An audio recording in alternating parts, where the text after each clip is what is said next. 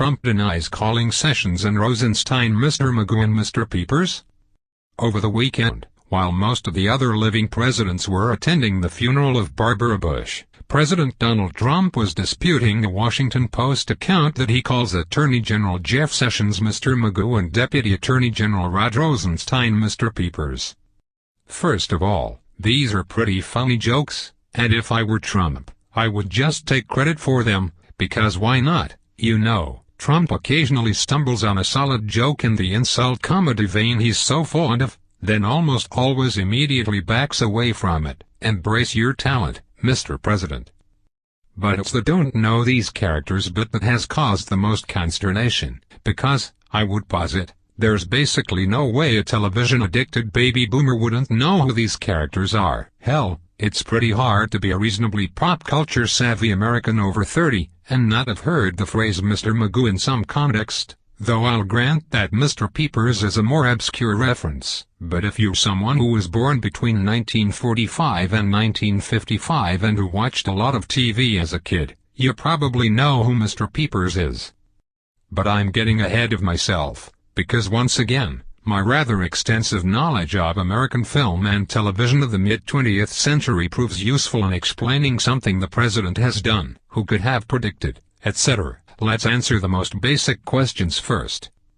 Voiced by Jim Backus and created by the hugely influential United Productions of America Animation Studio, usually just known by its initials of UPA, Mr. Magoo was, for a time, a cartoon star on the level of Mickey Mouse or Bugs Bunny. The character was a nearly blind old man, and the best Magoo cartoons balanced jokes about Magoo's crotchety nature with jokes about how he couldn't see very well, so he was always stumbling into dangerous situations. The worst cartoons mostly just laughed about how he couldn't see very well. Magoo cartoons won the Oscar for Best Animated Short Film twice, including for When Magoo Flew, which I've embedded above if you want to see the character at his finest.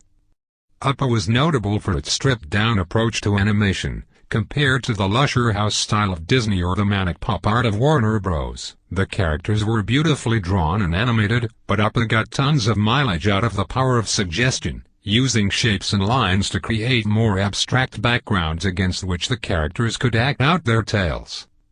This design style eventually lapsed into self-parody, especially as the studio ran into money troubles and slashed its budgets. But in the best Magoo cartoons, it suggests something akin to a newspaper comic strip come to life. Remember, the height of UPA in the 1950s was also the era when Charles Schulz's similarly minimalist Peanuts was taking off in newspapers. Anyway, Magoo eventually fell out of the upper echelons of cartoon stars, especially since UPA struggled to develop a supporting character on the level of a Donald or Daffy Duck to back him up. The closest they came was a sound effects emanating boy named Gerald McBoing, who wasn't as versatile a character as Magoo.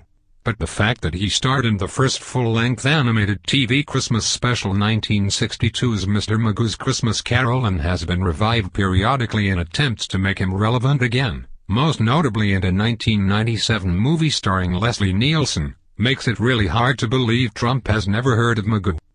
As mentioned, Mr. Peepers is a bit more obscure as a reference, but it seems like one Trump would be aware of. Over 3 seasons from 1952 to 1955, the sitcom Mr. Peepers cranked out 127 episodes, of which only 102 still survive, about the titular character, played by Wally Cox, a mild-mannered high school teacher living in the kind of idyllic small-town American television celebrated often in the 1950s.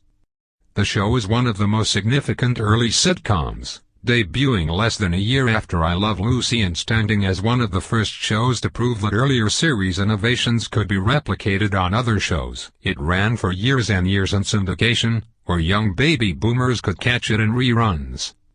I, admittedly, haven't seen a ton of Mr. Peepers, but the episodes and clips I have watched depict the rather meek man who manages to keep from being bowled over by his stronger-willed friends and colleagues through gentle good humor and spirit. And Cox, who played the character, made a career out of playing characters with a deceptive strength. He was, after all, probably even more famous for being the voice of Underdog, Mr. Magoo, who's best known for being a doddering old blind man, is a better insult than Mr. Peepers, who is a pretty good guy, all things considered, though I guess if you reduce all of human life to a battle for dominance, his gentle good humor must seem pretty weak. And I've seen the argument that Trump was somehow referring to the Saturday Night Live character Mr. Peepers, a half-monkey, half-man played by Chris Kitten, or the even more obscure Mr. Peepers from Comedy Central's raucous parody Another Period, where the character of the same name is a butler played by Michael Ian Black. But come on, Rod Rosenstein looks just like Mr. Peepers. It's a good joke, like I said. Here's what's most puzzling about this to me. Why is Trump pretending he never called Sessions or Rosenstein those names?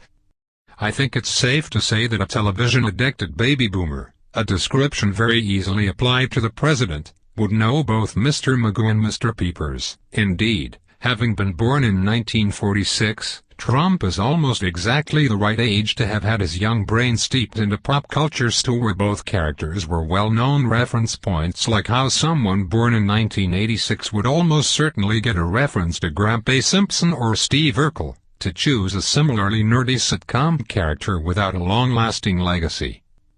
And it's not as if Trump has attempted to hide his dislike of Sessions and Rosenstein, believing they didn't sufficiently kowtow to him in shutting down Robert Mueller's investigation. Trump has spoken and tweeted about his thinly veiled contempt for the two so frequently that I thought long and hard about including the modifier thinly veiled in this sentence. To be sure, a lot of this probably stems from his constant desire to depict all news outlets that aren't Fox News as thorns in his side, to shift the battle to Trump versus the media as often as possible, because his core voters dislike the media intensely. Trump understands on some instinctual level that if he can sow distrust in that media, and the attorneys general, then whenever the Mueller probe hits, his loyalists will be less likely to believe anything in it. But still, this is the hill he dies on, and he claims to never have heard of two characters he almost certainly has.